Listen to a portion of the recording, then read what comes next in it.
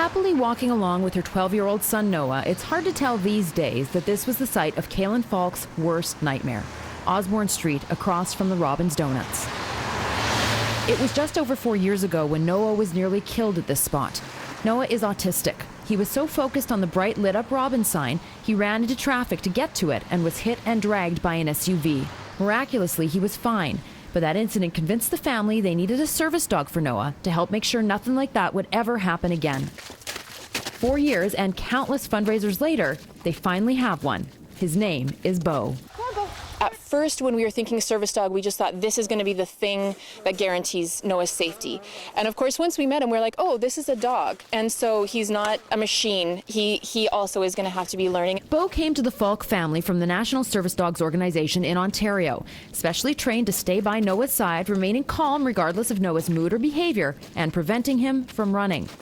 Kaylin had to go through a week of intensive training before the dog got to come home, and there was a period of adjustment at first for everyone in the family. Yeah, say drop it. There you go. But very soon, they started to see the effect Bo was having. In particular, one day about a month after the dog arrived, Noah was having a meltdown at his grandmother's house. He was just freaking out, and so I put him on the couch, and I put Bo on his lap, and I turned on the TV, and Noah just settled right down. And then he just started like gently patting Bo's head and playing with his ear.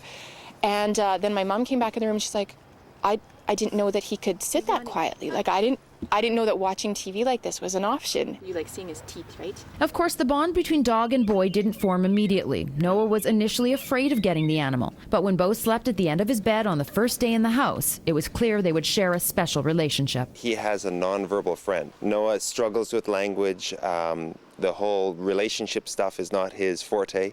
And yet now he has this big, furry, nonverbal friend that he can connect to who doesn't demand him to speak, right? And so that's been neat to see that kind of interest and bond and connection form between them. The Falks have had Bo since November 2009 and still have to do special training with him on a regular basis. Go find Noah! Go find Noah! For example, they play this game where Noah hides and Bo has to find him. You found us! It's training for if Noah really did somehow disappear, which is still a real possibility and a common concern for many children with autism. So far, having Bo hasn't changed life dramatically for the Falk family, but they can see a day very soon when it will. There's a feeling of safety, and there's also potential that we haven't yet realized.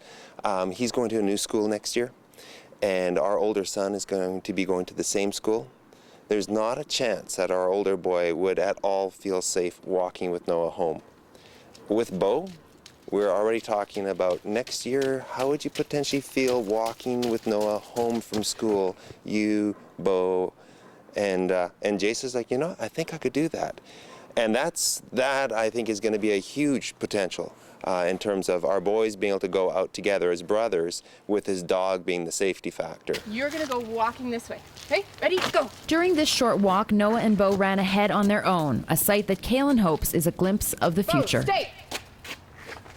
Good boy, good boy. As any mom, you're sad to see your child grow up and kind of step away, but you're also just so proud when he can manage on his own. He doesn't need me hovering constantly right nearby. For more information on the National Service Dogs Organization, you can visit their website at nsd.on.ca. For Shaw TV, I'm Kim Put it up Babij. in the tree and then throw it down to Bo. Then we can take a picture of it up in the tree, okay?